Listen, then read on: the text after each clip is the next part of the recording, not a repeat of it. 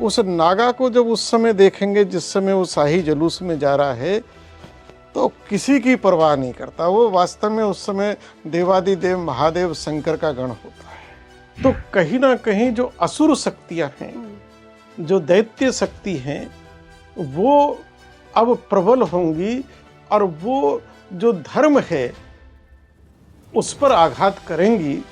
तो धर्म की रक्षा के लिए एक धार्मिक सेना वो अखाड़ों के रूप में बनी।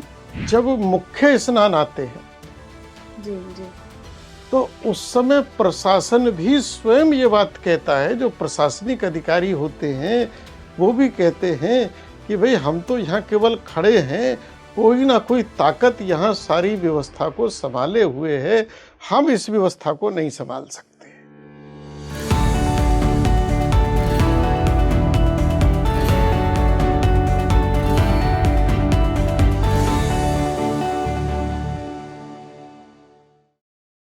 सनातन संस्कृति में कुंभ बहुत ही प्राचीन है। यहाँ ऐसी दिव्य शक्तियाँ आती हैं, यहाँ ऐसे दिव्य साधु आते हैं जिनका ऑरा बिल्कुल अलग होता है, बहुत अलग शक्तियाँ होती हैं। यहाँ पर कई सारे अखाड़े शामिल होते हैं। सच में महाकुंभ एक ऐसा पर्व है, एक ऐसा त्यौहार है जिसको हर देशवासी को मनाना चाहिए। तो आज के पॉडकास्ट में हम इस कुंभ के बारे में बात करेंगे। ये कहाँ से शुरुआत हुई इस महापर्व की, क्या क्या होता है कुंभ में, कौन कौन सी दिव्य शक्तियाँ शामिल होती हैं और कैसे एक अलौकिकता जुड़ी है इस महाकुंभ से, सब पर बात होगी आज। नमस्कार इंडिया, आप देख रहे हैं स्पीकिंग श्री। मैं हूं आपके साथ हिला गोस्वामी। मेरे साथ बहुत खास मेहमान इस वक्त स्टूडियो में जुड़े हैं। मैं स्वागत करना चाहूँगी महामंडलेश्वर यतीन्द्रानंद गिरी महाराज जी का। बहुत बहुत स्वागत है महाराज जी आपका। आपकी। महाराज जी, आज हम महाकुंभ पर बात करेंगे और मुझे लगता है आपसे बेहतर पर्सन हमें मिल ही नहीं सकता था कुंभ के बारे में जानने के लिए, क्योंकि हर साल खुद आपके सारे अखाड़े शामिल होते हैं कुंभ में, तो वो बहुत गहनता वाली नॉलेज होती है, वो आज हमारे दर्शकों को मिलेगी। तो सबसे पहले मैं कुंभ की थोड़ा सा इतिहास जानना चाहूँगी कि क्या है कुंभ। कुंभ ये हमारी सनातन संस्कृति की एक पुरातन परंपरा है और यह परंपरा प्रारंभ हुई है जब समुद्र का मंथन किया गया और उस मंथन के द्वारा जब अमृत की प्राप्ति हुई है, तो अमृत प्राप्ति के बाद उस अमृत के कलश को लेकर श्री गरुड़ जी जब चले हैं तो उन्होंने 4 स्थानों पर उस कलश को रखा और कलश रखने से उन 4 स्थानों पर थोड़ा थोड़ा अमृत वो गिरा है। तो उन 4 स्थानों में प्रयाग है, हरिद्वार है, उज्जैन है और नासिक है। और जिस जिस ग्रह नक्षत्र के संयोग पर वो कलश वहाँ रखा गया, तो जब जब वो ग्रह नक्षत्र के योग आते हैं तो उन स्थानों पर कुंभ का आयोजन होता आया है। और इस अपेक्षा से कि एक पुराना गीत भी आता है कि तू प्यार का सागर है, तेरी एक बूंद के प्यासे है। तो अमृत कोई आवश्यक नहीं है कि हम पूरा लोटा भरकर ही उसका पान करें। अगर उसकी एक बूंद भी मिल जाए, एक झलक भी मिल जाए, तो ये कुंभ वहाँ से प्रारंभ हुआ है, जो आज तक सदियों से, हजारों वर्षों से और उस परंपरा के अनुसार चलता आ रहा है। गुरुजी, अगर मैं ये कहूँ कि एक आम जनता जो है वो अगर कुंभ से जुड़ना चाहे, तो क्या कुंभ से जुड़ा जा सकता है एक आम जनता के लिए, या फिर ये सिर्फ अखाड़ों के लिए है? बड़े बड़े ऋषि मुनि जब आते हैं, अखाड़े के गुरुजी लोग आते हैं। कुंभ ये जन सामान्य का है, सबका है। गोस्वामी तुलसीदास जी ने लिखा है कि माघ मकर गति रवि जब होई, तीर्थ पति आवई सब कोई, देव दनुज नर किन्नर श्रेणी सादर सेवई सकल त्रिवेणी, कि केवल मनुष्य ही नहीं, देवता भी, यक्ष भी, गंधर्व भी, किन्नर भी, नाग भी, सबके लिए कुंभ है। और कुंभ का अर्थ ही है जहां सबका समावेश होता हो, तो वह कुंभ है। तो कुंभ किसी विशेष का नहीं है, कुंभ सबका है और सभी लोग कुंभ में आते हैं। और हमारी सनातन हिंदू परंपरा में तो हर व्यक्ति की जीवन में अभिलाषा रहती है कि अगर 4 कुंभ ना भी हो पाए तो कम से कम 1 कुंभ का तो मैं निश्चित रूप से स्नान कर ही लूं। तो कुंभ सबका है। गुरुजी, इतने बड़े लेवल पे कुंभ का आयोजन होता है, करोड़ों लोग इसमें शामिल होते हैं। आपको क्या लगता है कि जो व्यवस्थाएं होती हैं वो कैसे हो जाती हैं इतने आराम से, इतने मतलब दूर से अगर हम देखें तो कुछ मिस्टिक सा लगता है, कुछ ऐसा लगता है एक चमत्कार ही हो रहा है यहाँ पर। स्वाभाविक है, क्योंकि अभी जब 2019 का प्रयाग का अर्ध कुंभ था, दिव्य कुंभ, भव्य कुंभ, तो जिस दिन मौनी अमावस्या का कुंभ था उस दिन अमेरिकन सैटेलाइट के द्वारा ये घोषित किया गया, जो घनत्व के आधार पर बताते हैं कि इसमें कितनी जनसंख्या होगी, तो उन्होंने 3 करोड़ जनसंख्या उस दिन कही, एक दिन की। तो 3 करोड़ की एक जनसंख्या जहां हो और सब कुछ व्यवस्थित चल रहा हो, सबको भोजन मिल रहा है, सबको रहने को मिल रहा है, सारी सुख सुविधाएं हैं, चाहे वो चिकित्सा की हो, चाहे बिजली की हो, चाहे रास्ते की हो, पानी की हो, तो विलक्षण तो है। और हमारे पौराणिक कथाओं में भी ये वर्णन आता है कि जब जब कुंभ होता है तो देवलोक में देवताओं की सभा बैठती है और उस सभा में एक एक देवता को कुंभ की व्यवस्था की जिम्मेवारी, दायित्व दिया जाता है कि तुम कुंभ में ये व्यवस्था देखोगे, तुम ये देखोगे, तुम ये देखोगे, तुम ये देखोगे। तो कुंभ अपने आप में बहुत डिवाइन के साथ साथ एक चमत्कारिक भी है, क्योंकि 3 करोड़ की आबादी वो तो एक दिन की है, लेकिन इतना बड़ा शहर एक बसना, सबका भोजन है और सारी व्यवस्थाएं हैं। और सबसे बड़ी बात ये, एक से एक दिव्य संत जिनके दर्शन नहीं होते, एक से एक ऐसे नागा। कुंभ के समय आप देखो लाखों नागा आते हैं और कुंभ के बाद वो कहाँ चले जाते हैं किसी को पता नहीं लगता। अच्छा गुरुजी, नागा साधु बड़े हमेशा मिस्टीरियस से रहते हैं, मिस्ट्री बनी रहती है इन लोगों के बारे में। तो ये जैसा आपने बताया कि कुंभ के वक्त आते हैं हज़ारों की संख्या में और फिर कुंभ के बाद कहाँ चले जाते हैं पता नहीं लगता है, कभी कोई आपका एक्सपीरियंस रहा है क्या नागा साधुओं के साथ? देखिए, हमारा तो अखाड़ा जूना अखाड़ा है और जूना अखाड़ा तो विशेषकर नागाओं के लिए ही प्रसिद्ध है।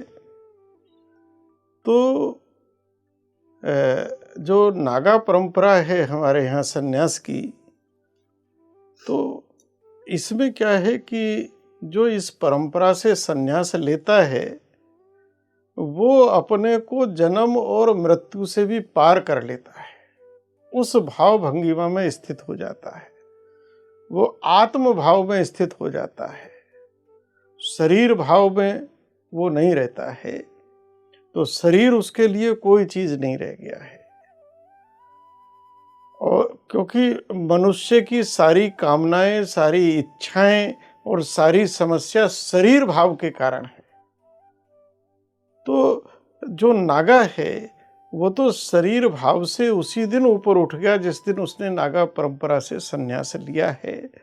तो वह उन प्रकृति के रहस्यों के साथ जुड़ जाता है, क्योंकि ये प्रकृति अपने आप में बहुत बड़ी रहस्यमयी है।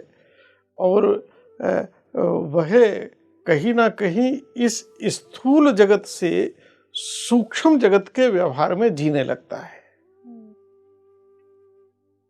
और जो चीज जितनी सूक्ष्म होती जाएगी वो उतना ही पावरफुल होती चली जाती है।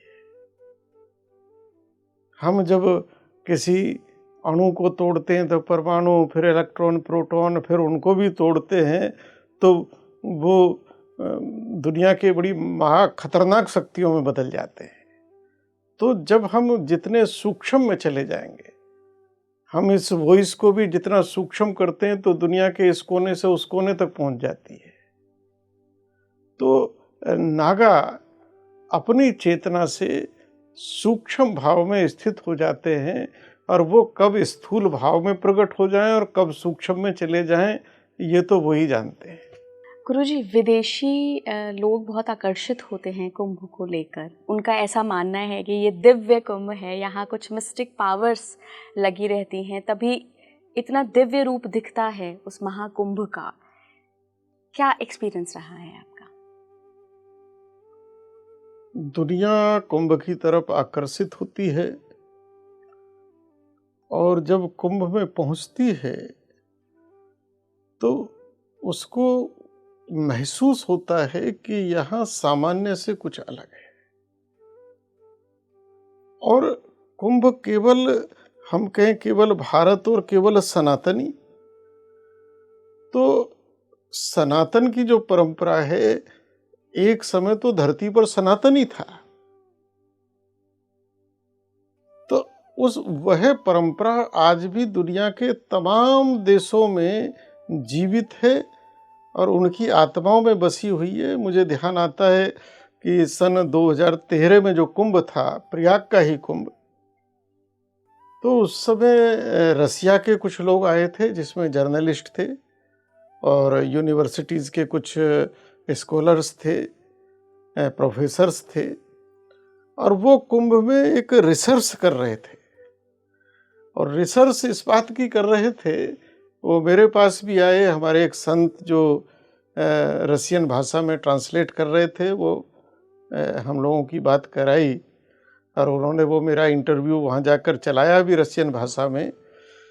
उनका कहना था कि हमारी रसियन कंट्रीज में और गांव-गांव ये मान्यता है कि जिन्होंने मृत्यु को जीत लिया, जो मृत्यु से परे चले गए, जिनकी आयु का कोई बोध नहीं है कि वो कितनी लंबी आयु होगी और वो कितनी लंबी लंबी समाधि में या कितने एकांत में कहाँ कहाँ रहते हैं, किन किन स्वरूप में रहते हैं, ऐसे जितने भी विलक्षण योगी महापुरुष हैं, जब कुंभ होता है तो वह कहीं भी दुनिया के कोने में हो, लेकिन कुंभ में वो पधारते हैं, वो आते हैं।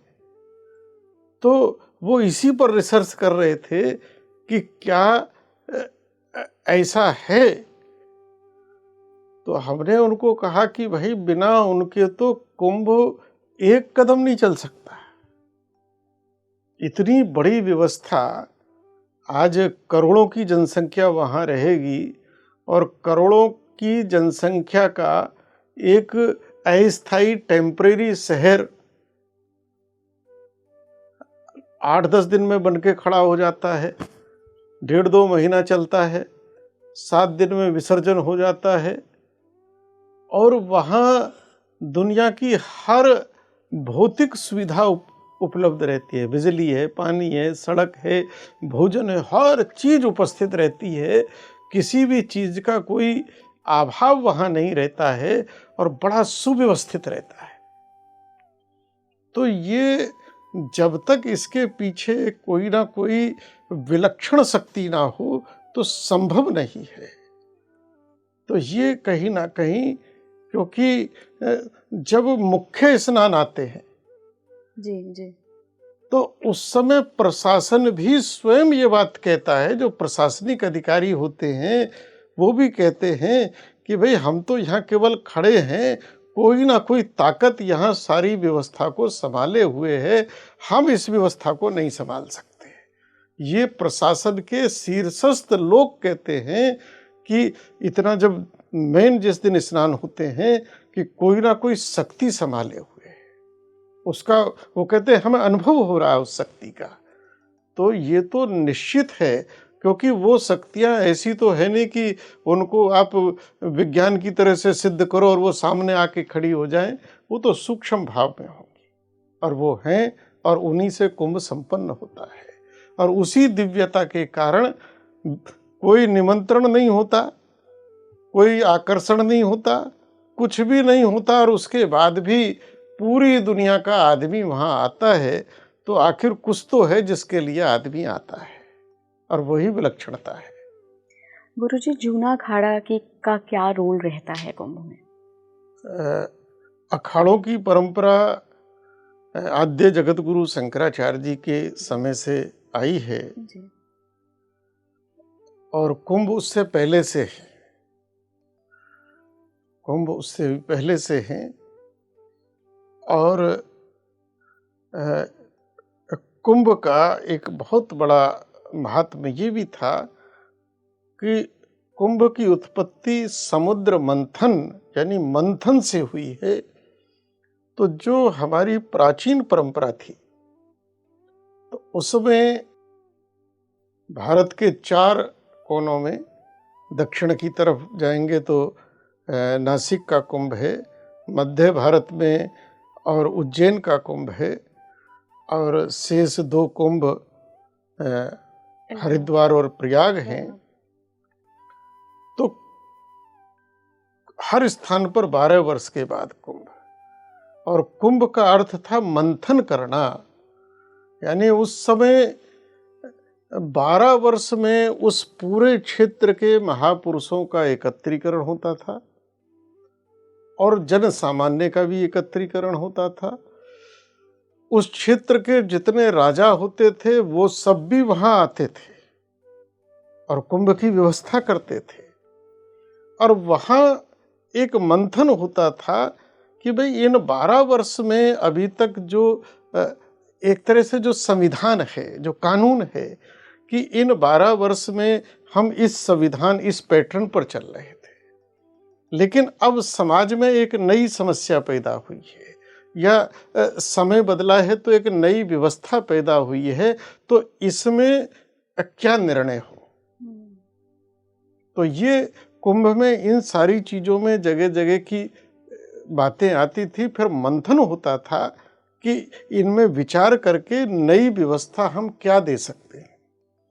और वहाँ एक तरह की वो एक पार्लियामेंट थी, वहाँ डिस्कशन होता था, और डिस्कशन होने के बाद फिर वहाँ एक नियम बनता था और कहा जाता था कि अब ये व्यवस्था ऐसे नहीं, ऐसे चलेगी, या ये नई चीज आई है तो इसको अब ऐसे लेकर चलेंगे।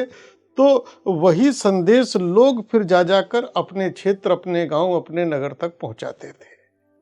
ये एक कुंभ का एक स्वरूप ये भी हमारे सामने था, क्योंकि समय सदैव बदलता रहता है, हर चीज बदलती रहती है। तो अगर हम उन्हीं पुरानी उन पर चलते रहेंगे तो जड़ हो जाएगा।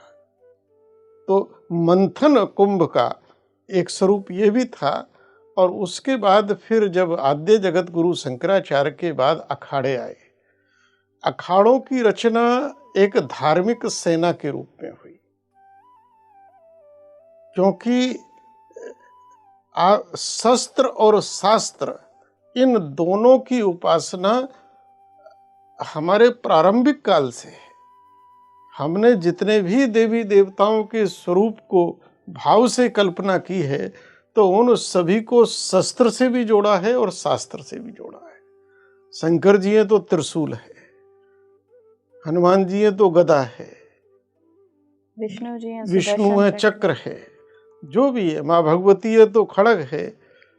तो शस्त्र और शास्त्र दोनों से जोड़ा है और कहा कि धर्म के स्वरूप की जो है विवेचना वो शास्त्र के द्वारा होगी, लेकिन राष्ट्र की रक्षा, धर्म की रक्षा शास्त्र से होगी, किंतु राष्ट्र की रक्षा ये शस्त्र से होगी। तो जब ऐसी प्रतिकूल परिस्थिति को आते हुए देखा कि अब कहीं ना कहीं जो मूल प्रकृति का धर्म है मनुष्य के लिए, जिसको हम सनातन धर्म कहते हैं, कुछ लोग उसको मानव धर्म भी कह सकते हैं, कि अब इसके ऊपर कहीं ना कहीं जो प्रारंभ से ही सृष्टि में चला है देवासुर संग्राम, सुर और असुर के बीच, देवता और दैत्य। तो कहीं ना कहीं जो असुर शक्तियां हैं, जो दैत्य शक्ति हैं, वो अब प्रबल होंगी और वो जो धर्म है उस पर आघात करेंगी। तो धर्म की रक्षा के लिए एक धार्मिक सेना वो अखाड़ों के रूप में बनी, सन्यासियों में अखाड़े बने। और जो हमारे यहाँ एक भेद है कि शैव और वैष्णव, तो ये वर्गीकरण है। तो जो वैष्णव थे उनमें छावनी बनी। अगर आप अयोध्या जाएंगे तो वहाँ छोटी छावनी, बड़ी छावनी, मणि रामदास छावनी, ऐसे नाम मिलेंगे। तो ये एक धर्म की सेना बनी कि आप शस्त्र और शास्त्र दोनों से सुसज्जित हों, दोनों से समर्थ हों। जहाँ शास्त्र की आवश्यकता है वहाँ शास्त्र, और जहाँ तर्क है वहाँ शास्त्र है, और जहाँ कुतर्क है वहाँ शस्त्र है। तो अखाड़ों में सभी प्रकार के, जहाँ प्रस्थान त्रयी का है, पंचदशी का है, उपनिषदों का है, वेदांत का अध्ययन है, और योग का है, मीमांसा का है, न्याय का है, तो उसके साथ साथ शस्त्रों की भी वहाँ एक तरह से ट्रेनिंग होती थी। और ये एक सेना बनी, और अनेक युद्ध, धर्म के युद्ध हमारे इन नागाओं ने लड़े हैं। लाखों नागाओं का बलिदान धर्म स्थलों की रक्षा के लिए हुआ है। मुझे इसी पे मेरा अगला सवाल है, चूँकि जो युवा जनता है, यंग जनता है, उनके बिहाफ पे मैं ये सवाल आपसे करना चाहती हूँ। कई युवा मुझसे पूछ चुके हैं कि इला जी, अगर अखाड़े हैं, नागा साधु हैं, धर्म की रक्षा के लिए एक पूरा वर्ग बनाया गया है जो शस्त्र उठाते हैं, तो हमारा देश इतने साल से गुलामी कैसे झेल रहा था? फिर हमने वहाँ पर क्यों नहीं कुछ हस्तक्षेप किया? जब मुग़लों ने आक्रमण किया, जब अंग्रेज़ों ने कब्ज़ा किया, उसके पहले भी कई बाहर के विदेशी आते रहे और ट्रेड करने के बहाने हमारे पूरे देश को गुलाम बना दिया, सोने की चिड़िया को कंगाल बना दिया।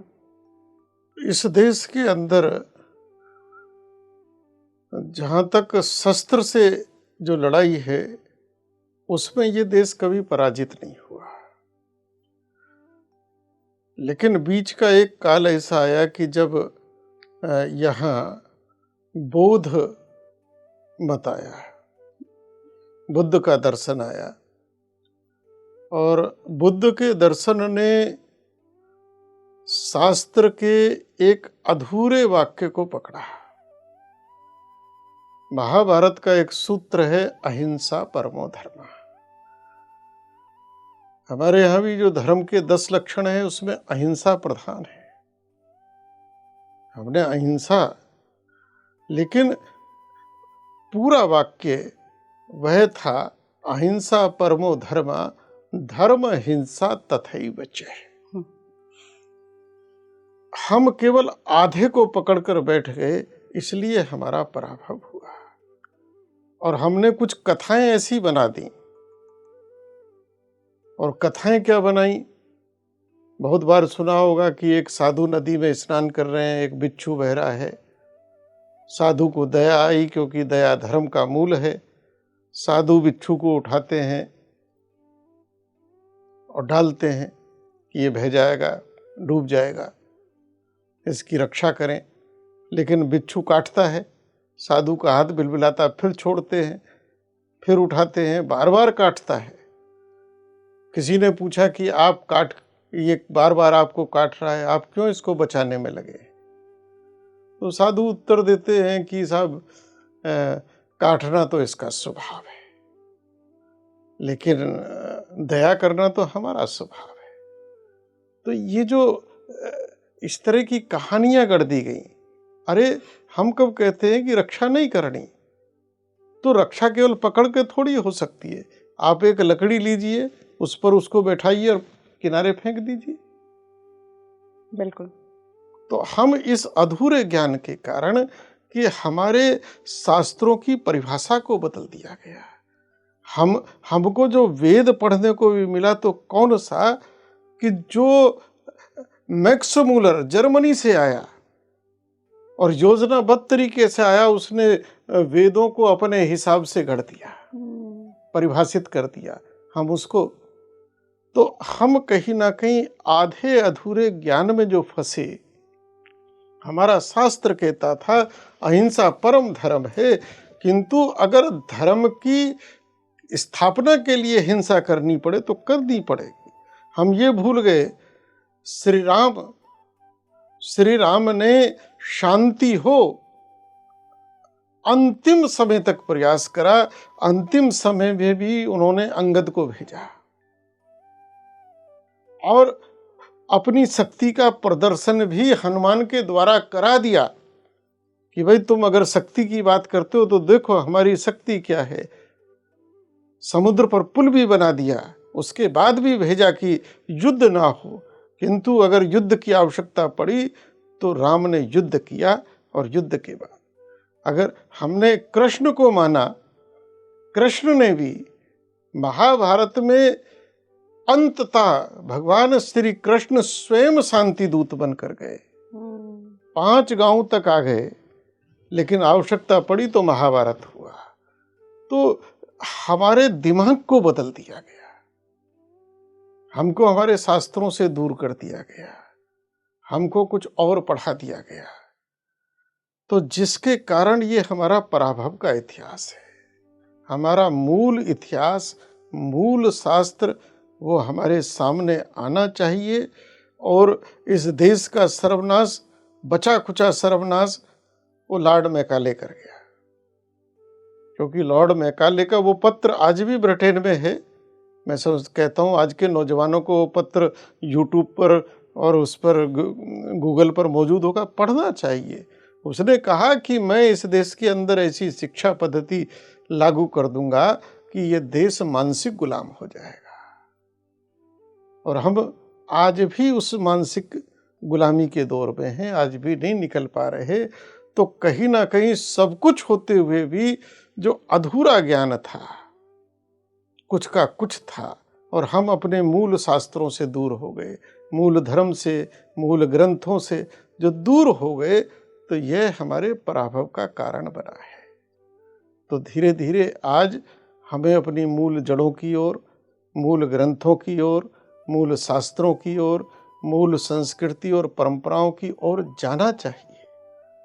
जिस चीज को कभी हम पोगापंथी कहते रहे, हम नदियों को प्रणाम करते थे, दुनिया हंसी उड़ाती थी। आज दुनिया कहती है नदियों का संरक्षण हो, नदियों की रक्षा हो। हम कहीं ना कहीं वृक्षों को पूजते थे, आज पर्यावरण के नाम पर दुनिया कहती है कि हाँ, कल तक वो हमें पोंगा कहते थे, अंधविश्वास कहते थे। तो हमारा तो पूरा का पूरा जितना भी हमारा व्यवहार था, वो सब कहीं ना कहीं विशुद्ध विज्ञान था, जिसको उन्होंने अंधविश्वास कह के हमसे दूर किया है। केवल इस कारण मुझे लगता है गुरुजी ये भी देश काल परिस्थिति थी। हाँ। उस समय पे जो लोग थे उनकी मनस्थिति इतनी एडवांस नहीं थी, तो उनको यहाँ से बताया कि पीपल के पेड़ को पूजो, क्योंकि ये 24 घंटे ऑक्सीजन देता है, तो तुम काटोगे नहीं अगर पूजोगे। तो वो लॉजिक के साथ शायद जनता समझ नहीं पाई। उसको जो है जन सामान्य जी, लेमैन लैंग्वेज, लेमैन भी उसका पालन कर सके, इसलिए उसको धर्म के साथ जोड़ दिया। बिल्कुल। कोरोना काल में हमारा वही लेमैन का जो विज्ञान था, तुलसी है, अदरक है, हल्दी है, वही काम आया, वही काम आई। तो हमारे उस ज्ञान विज्ञान को हमारे ऋषि महर्षियों ने कि एक लेमैन भी उसका पालन कर सके, इसलिए उसको धर्म से जोड़ दिया, पालन करता रहे। और बीच में जो ये विधर्मी लोग आए, इन्होंने उसको इतना ज़्यादा अंधविश्वास करके फैला दिया कि हमको ही वो अंधविश्वास लगने लगा, और हम उसके कारण को ना जानकर उसको तिलांजलि देने लगे। गुरुजी, बैक टू कुंभ आते हैं। कुंभ के बारे में थोड़ा सा मैं और जानना चाहूँगी। शाही स्नान का बहुत नाम आता है कि आज शाही स्नान है। आप हर जगह लोग देखते हैं कि सारे चैनलों पे शाही स्नान की बातें हो रही हैं। एक अलग सी भाव जुड़ जाता है शाही स्नान के साथ। क्या है ये शाही स्नान? कुंभ में कुछ मुख्य स्नान होते हैं, कुछ पर्व स्नान होते हैं। हर एक अपने अलग, जो चारों कुंभ हैं उनके अलग अलग समय हैं, अलग अलग स्नान हैं। जैसे प्रयाग है तो प्रयाग में पहला जो मुख्य स्नान है वो मकर संक्रांति का, दूसरा स्नान वो मौनी अमावस्या का, और तीसरा स्नान बसंत पंचमी का रहता है। तो प्राचीन काल में तो ये होता था कि लोग अपने अपने गुरु को, संत को और पालकियों में बैठा के ले जाते थे, फिर स्नान कराते थे। लेकिन जब ये अखाड़े आए तो अखाड़ों के बाद आने के बाद ये, चूंकि उस समय मुगलों की सत्ता का प्रारंभ हो गया था, तो इसलिए हमारे यहाँ कुछ शब्द मुगलिया भाषा में आ गए। उसमें से पेशवाई आ गया, शाही स्नान आ गया। तो इस बार तो बदले गए हैं जी। इस बार जो पेशवाई है, पेशवाई जिस दिन अखाड़ा कुंभ के लिए उस नगर में प्रवेश करेगा, एंट्री करेगा, तो उसको नगर प्रवेश नाम दिया गया है। और जो शाही है इसको अमृत स्नान कहा गया है, चूंकि वो अमृत काल की बेला में होता है। तो उस समय जब अखाड़े बन गए तो अखाड़े एक सेना के रूप में बने, एक धार्मिक सेना के रूप में। तो उसमें अखाड़ों का एक प्रदर्शन, जैसे दुनिया के हर एक देश में कोई ना कोई एक दिन होता है। जैसे भारत में 26 जनवरी है, तो 26 जनवरी वाले दिन आप देखेंगे पूरी परेड होगी, पूरा भारत की जो शक्ति है उसका प्रदर्शन होगा, और ये तमाम देशों में होता है अपने अपने। तो उसी प्रकार से ये जो जिसको हम शाही स्नान आज तक कहते थे, उस समय ये एक शक्ति प्रदर्शन भी था, धर्म की शक्ति का, कि तो अखाड़े अपनी ध्वजा, अपना निशान, अपने देवता लेकर, और जैसे और फिर अपने अपने अस्त्र और शस्त्र लेकर और स्नान करने जाते थे। और जो अखाड़ों के प्रमुख महामंडलेश्वर होते हैं, तो वो अखाड़ों में गुरु के स्थान पर होते हैं, तो अखाड़े उनको रथों में, हाथियों पर बैठा कर ले जाया करते थे, नागा लोग उनको। तो जब एक एक अखाड़े का जुलूस निकलता है, तो अखाड़े बिल्कुल आप अगर देखेंगे तो जिस प्रकार से सेना होती है, और सेना में विभिन्न रेजिमेंट होते हैं जी।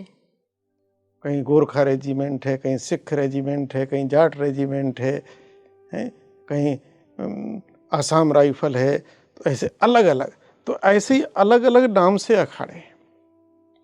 और जिस प्रकार से हर रेजिमेंट का अपना एक ध्येय वाक्य रहता है, अपना अलग फ्लैग रहता है, अपनी अलग पहचान रहती है, इसी प्रकार से हर अखाड़े का उनकी अपना एक निशान रहेगा। हर अखाड़े के अलग अलग देवता हैं, हर अखाड़े के अलग अलग देवियां हैं, हर अखाड़े की ये सारी चीज़ें अलग अलग हैं। और जब पूरा स्नान के लिए जुलूस निकलेगा, तो उस समय अखाड़े के देवता उसमें होंगे जिनको पालकी में बैठा के ले चलेंगे, अखाड़े की ध्वजाएं होंगी, अखाड़े के निशान होंगे, और अखाड़े के जो निशान होते हैं लंबे लंबे भाले जैसे होते हैं, वो एक एक कुंटल के होते हैं, और पूरी यात्रा में एक ही नागा उसको लेकर जाता है, एक ही नागा लेकर जाता है। तो ये पूरा एक भव्य दृश्य है, भव्य, और पूरा एक, आप उस नागा को जब उस समय देखेंगे जिस समय वो शाही जुलूस में जा रहा है, तो किसी की परवाह नहीं करता। वो वास्तव में उस समय देवादिदेव महादेव शंकर का गण होता है। उसके अंदर वो चेतना, वो शक्ति आ जाती है। अगर वो ऐसे कर दे हूं, तो लोग अपने आप कम से कम 8-10 फुट दूर हो जाती है भीड़, जो पुलिस के डंडों से नहीं हो सकती। अगर उस समय नागा दोनों हाथ करके ऐसे कर दे तो भीड़ अपने आप, ऐसी उसके अंदर एक विलक्षण शक्ति, एक विलक्षण ऊर्जा आ जाती है उस समय। तो ये जो शाही स्नान है, तो उस समय राजा भी पैदल चलता था, आगे आगे कई बार झाड़ू लगाते चलते थे, और अपने राज्य में जो उनके श्रेष्ठ महापुरुष और संत थे, उनको वो रथों पर बैठा के ले जाते थे, और ये समाज को बताते थे कि देखो, धर्म सबसे ऊपर है, हम भी धर्म के अधीन हैं। रोज हम सिंहासन पर बैठते हैं, लेकिन हमसे ऊपर भी धर्म का दंड है। ये संत हैं, ये ऋषि हैं, ये महर्षि हैं, ये तपस्वी हैं, ये वैरागी हैं, ये हमसे भी ऊपर हैं। इसलिए राजा उनको पालकियों में और रथों में बैठा के ले जाते थे। ये हमारी परंपरा थी कि राजा को ये कभी अहंकार नहीं होता था कि मैं ही सब कुछ हूं। तो वो सदैव कहता था मैं धर्म के नीचे हूं। तो ये कुंभ की परंपराओं में जुड़ी हुई परंपराएं हैं। अभी आपने गुरुजी पूरा ये जो शाही स्नान, जिसको अमृत स्नान अब से हम लोग कहेंगे सब, पूरा जो दृश्य बताया, मैं बिल्कुल खो गई थी। मुझे लगता था मैं पहुंच गई हूँ महाकुंभ में। गुरुजी, एक और सवाल है। मैंने ऐसा सुना है कि जब भी कुंभ का आयोजन होने वाला होता है, तब कुछ दिव्य शक्तियाँ भी होती हैं जो कि इस पूरे आयोजन का देख रेख करती हैं। ये कितना सच है? देखिए, कुंभ में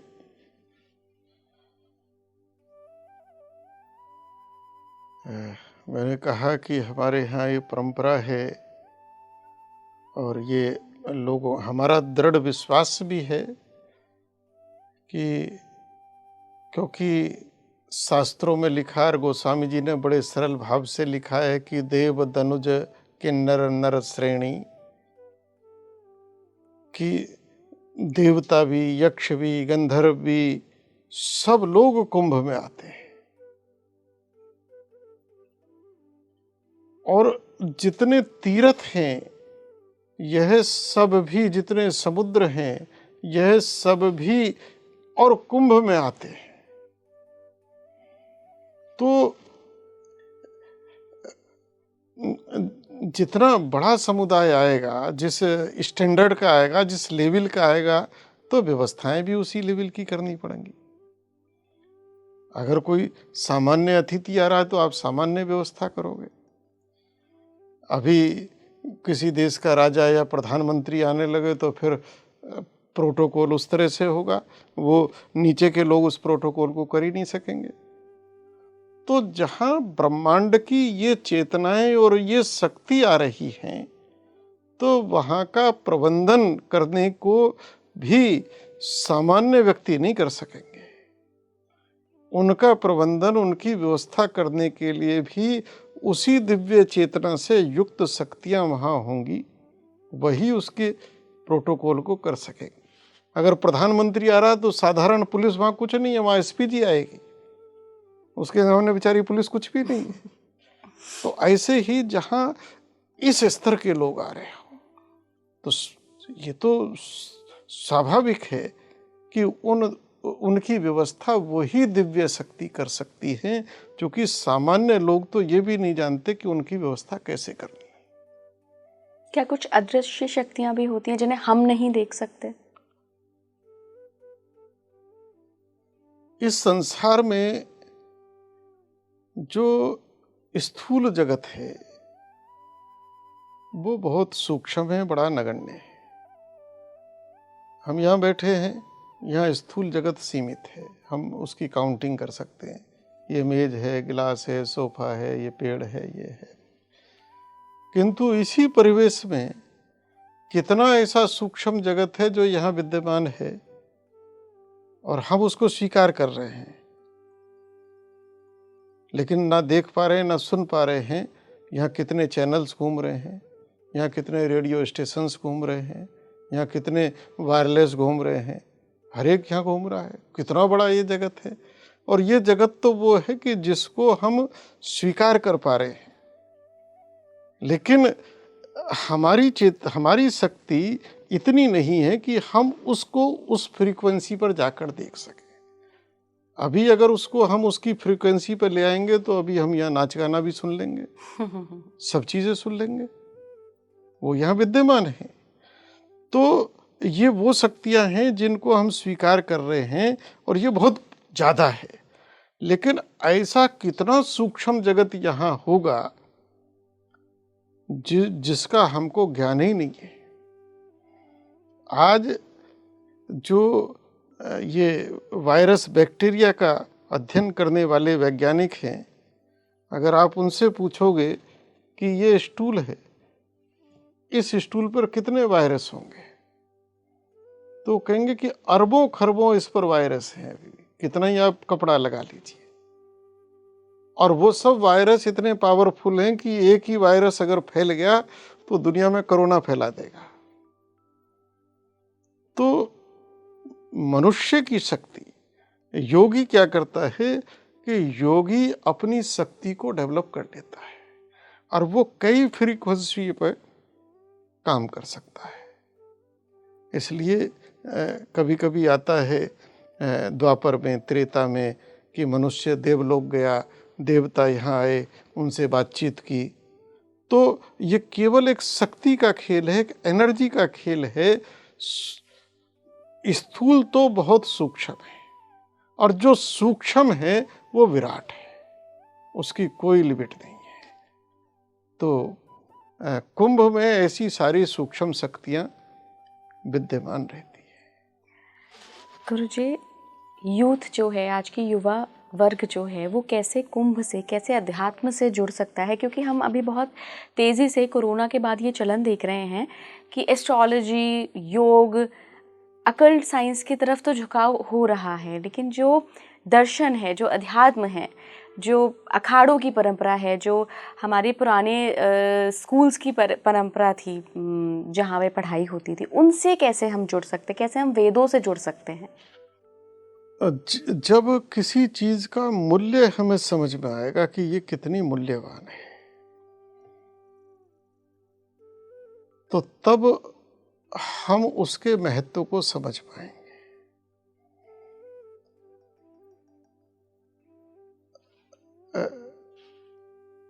जो हमारे देश की जो गुरुकुल परंपरा थी, वो गुरुकुल परंपरा केवल हमारे देश नहीं, पूरे विश्व में फिर से वो जीवित होनी चाहिए। क्योंकि हमारा मूल सिद्धांत था कि शिक्षा सबके लिए समान होनी चाहिए। इसलिए हमारी गुरुकुल परंपरा में राजा का बेटा भी और रंक का बेटा भी एक ही व्यवस्था में रहता था, पढ़ता था, विद्या अध्ययन करता था। हमारे यहाँ जो जीवन को 4 भागों में बांटा, ब्रह्मचर्य, गृहस्थ, वानप्रस्थ, संन्यास, उसमें पहला भाग ब्रह्मचर्य, ये केवल विद्या का है। और विद्या का अर्थ ये है कि किताबी ज्ञान नहीं, उसको सर्वांगीण ज्ञान होना चाहिए।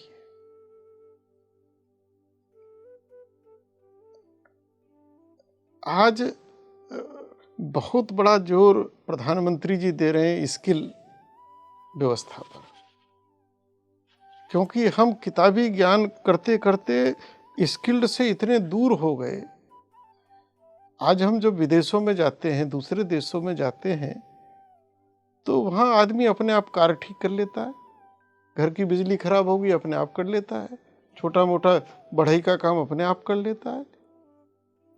और हमारे यहाँ हर आदमी दूसरे पर डिपेंड है। यानी कई लोग कार रखते हैं, पंचर नहीं, वो टायर नहीं जोड़ पाते, एक बल्ब नहीं बदल पाते। तो पहले जो शिक्षा थी वो शिक्षा ऐसी थी कि जिसमें व्यक्ति का सर्वांगीण विकास होता था। और हमारे यहाँ कभी भी ये जो विद्या है, यानी एजुकेशन जो है, ये कभी इसका आधार नौकरी नहीं रहा। विद्या ददाति विनयम, विद्या से आप चरित्रवान बने, संस्कारित बने, सभ्य बने, सुशिक्षित बने, इसलिए विद्या थी। लेकिन आज केवल और केवल कैसी हमको डिग्री मिल जाए। तो जब तक हम अपनी इस शिक्षा व्यवस्था को मूल व्यवस्था की ओर नहीं ले जाएंगे। हम दुनिया में विश्व गुरु कब थे? जब हमारे गुरुकुल थे। हम दुनिया में सिरमौर कब थे? हम दुनिया में सोने की चिड़िया कब थे? जब हम गुरुकुल में थे। ह्वेनसेंग और फाइयान जैसे विदेशी यात्रियों ने भारत के वर्णन में ये लिखा कि हमको भारत में कोई गरीब नहीं मिला, कोई अशिक्षित नहीं मिला। ये कब था? जब हमारे गुरुकुल्स थे। और विदर्भियों ने आकर, मुगल और अंग्रेजों ने आकर हमारे गुरुकुलों का सत्यानाश किया, उनका नष्ट किया, उनको नष्ट किया और समाप्त किया। नालंदा तक्षशिला के विद्यालय सबके सामने कि किस तरह से उनको नष्ट भ्रष्ट किया इस संस्कृति को तोड़ने का। तो आज युवाओं की गलती नहीं है। युवा तो कच्ची मिट्टी है। उनको जो वातावरण, जो शिक्षा और जो मिलेगा वैसा ही तो वो जानेंगे। तो आज हमें अपने जड़ों की ओर जाना है और इस देश के अंदर वही गुरुकुल परंपरा प्रारंभ होनी चाहिए। बिल्कुल। आखिरी सवाल गुरुजी, जो भी युवा, जो भी लोग इस वक्त इस पॉडकास्ट को देख रहे हैं, उनके लिए एक संदेश कि क्यों इस बार के कुंभ में उन्हें शामिल होकर ज़रूर देखना चाहिए कि क्या अनुभव होता है। देखिए, कुंभ में अगर जाना है और जाना चाहिए, मैं तो सबको निमंत्रण दूंगा और विशेषकर युवाओं को देंगे, क्योंकि एक एज के बाद हम लोग तो अपनी पारी खेल चुके, अब आप लोग खेलिए, आपका नंबर है। कुंभ का अगर भरकर आनंद लेना है तो आप जिज्ञासु बनकर जाएं और एकदम रफ और टफ होकर जाएं। ऐसो आराम के भाव से बिल्कुल ना जाएं।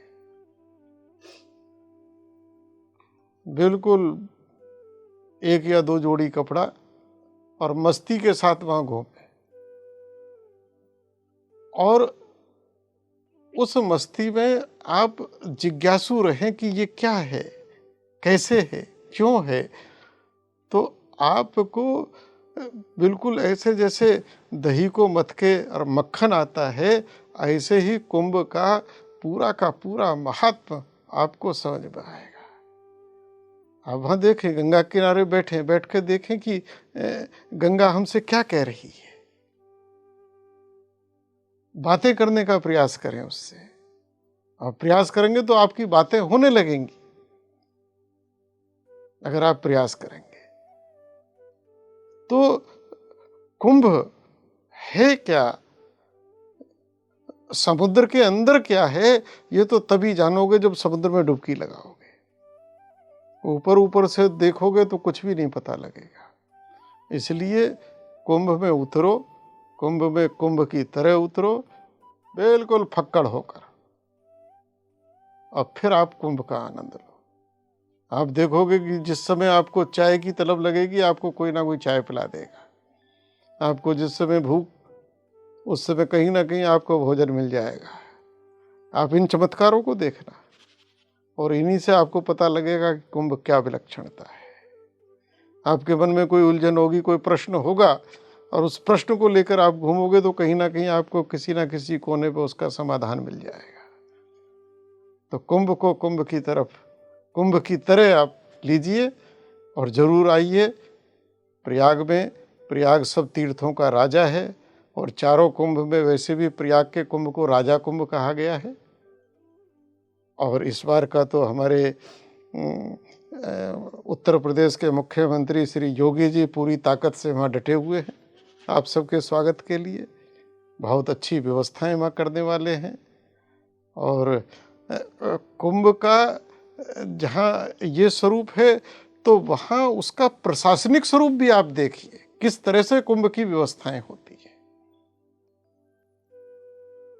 पूरा एक अस्थायी जिला बनता है और उसमें फिर पूरा राजस्व विभाग बनता है, पूरा पुलिस फोर्स बनती है, पूरे सेक्टर काटे जाते हैं, हर सेक्टर में अलग अलग हॉस्पिटल्स होते हैं, अलग अलग ब्लॉक होते हैं और हर सेक्टर में राशन के अलग दुकान होती है, हर सेक्टर का बाज़ार होता है, हर सेक्टर की अलग अलग चीज़ होती है, एक एक चीज़ वहाँ उपलब्ध होती है। वो सारी व्यवस्थाएं कैसे होती हैं तो वो भी एक देखने वाला, मैनेजमेंट कैसे होता है, ये भी एक बहुत बड़ा कुंभ का एक आकर्षण का विषय है।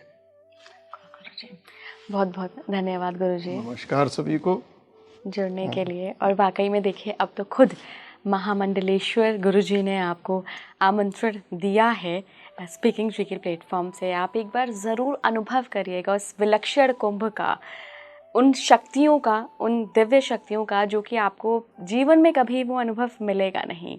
ज़रूर जाइएगा, शामिल होइएगा और दोबारा वापस इस पॉडकास्ट पे आके मुझे कमेंट बॉक्स में ज़रूर बताइएगा कि कैसा अनुभव रहा आपका। जुड़े रहिए स्पीकिंग ट्री के साथ।